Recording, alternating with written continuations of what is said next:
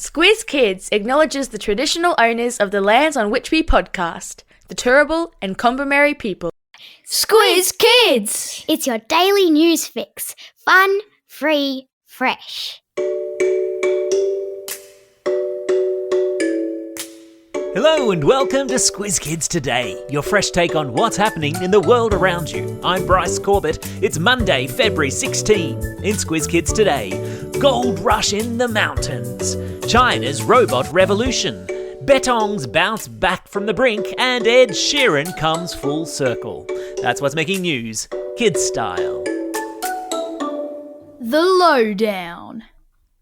There's gold in them thar hills. That's a famous line from a famous book by a famous American writer called Mark Twain. And thanks to a bunch of heroic sporting efforts in the mountains of Italy over the weekend, it's become something of a catch cry for the Aussie Winter Olympics team. And that's because Australia is having its best ever Winter Olympics in terms of medal wins, thanks to the efforts of athletes including snowboarder Josie Baff and mogul skiers Cooper Woods and Jakara Anthony. The Aussie gold rush began early on Friday, Australian time, when the New South Wales South Coast's very own Cooper Woods came seemingly from out of nowhere to claim gold in the men's moguls event. Moguls is a downhill ski event where you ski really fast over lots of bumps and throw in a couple of jumps and mid-air somersaults for good measure. My knees hurt just thinking about it. The gold kept flowing for Australia when Josie Baff from Cooma, down in the snowy mountains, beat the field in the snowboard cross event to claim her first ever gold medal, a remarkable feat given that she'd stumbled in her heat and came into the finals ranked 17th. And then it was Jakara Anthony's turn to claim the sweetest gold medal of Australia's games yet. Having already won a gold medal in the women's moguls event at the Winter Olympics in Beijing 4 years ago, Jakara went into Friday's competition as the favourite to win gold again in that same event. But an uncharacteristic stumble on the course saw her tumble out of contention, and she was devastated. But, like all good champions, she picked herself up, dusted herself off, and turned her attention to the next competition, the dual moguls event, which is where you go down the same crazy bumpy run with somersaults whilst racing the competitor to see who gets down the mountain fastest. It's properly nuts.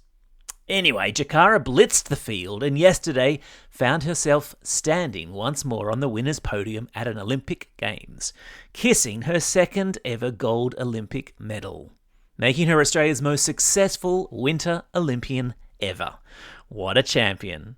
And a special shout out too to Scotty James, who became the first Australian to win 3 Winter Olympic medals at the weekend, grabbing another silver medal to add to the bronze and silver medals that he'd won at the last 2 games. What a legend.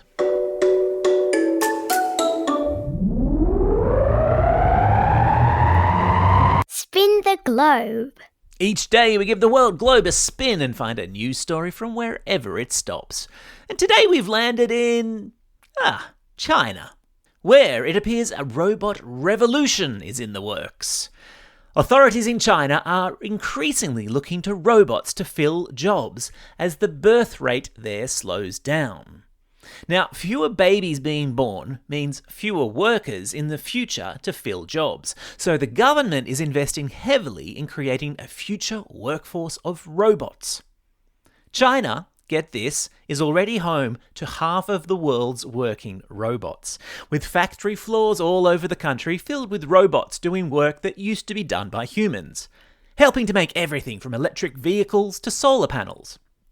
And with artificial intelligence getting more intelligent by the day, it's a trend that is expected to continue. Now, on the subject of electric vehicles, be sure to tune in to Squiz Kids tomorrow for our shortcut to e-bikes and e-scooters. How they're suddenly everywhere on the streets and why kids have to be super careful when using them.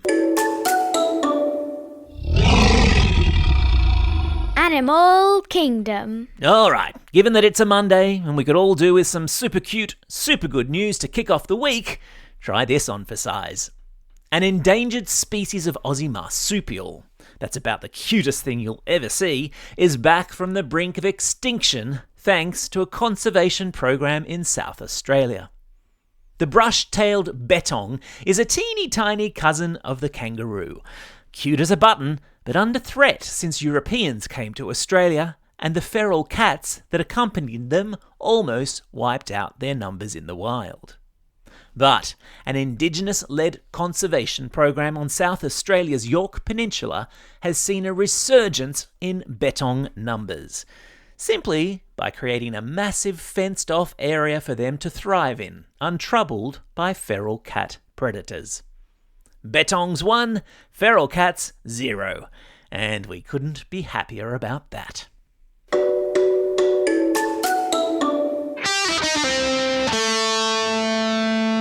Pop Culture Corner. The Ed Sheeran concert juggernaut has taken off in Australia, with the ginger-haired pop star packing out stadiums all over the country this week. More than 70,000 people packed into Accor Stadium in Sydney on Friday night to see the singer play 29 of his chart-topping hits, with a massive crowd sing along the order of the night. Reflecting on the success that he's had right around the world, the singer-songwriter told concert-goers on Friday night that he doesn't take a second of his success for granted. Not least because he remembers how 15 years ago he was busking in front of the Opera House to a crowd of only 20 people. From a 20-strong crowd to a 70,000-strong crowd, that is quite the improvement. Sheeran's Loop Tour will see him perform in Brisbane, Melbourne and Adelaide later this month before he heads to South America and the United States later in the year. Proof that if you have a guitar, a passion for music and a whole lot of determination, the world can be your oyster. Time for the quiz. This is the part of the podcast where you get to test how well you've been listening. Question number 1. Name the marsupial who's enjoying a population surge in South Australia thanks to an Indigenous conservation program. Well done if you said bettong. Question number 2. Which English pop star once busked outside the Sydney Opera House to a crowd of only 20 people? Yep, that would be Ed Sheeran. Question number 3. Name the Aussie mogul skier who this weekend became Australia's most successful Winter Olympian ever. Yep, that would be Jakara Anthony.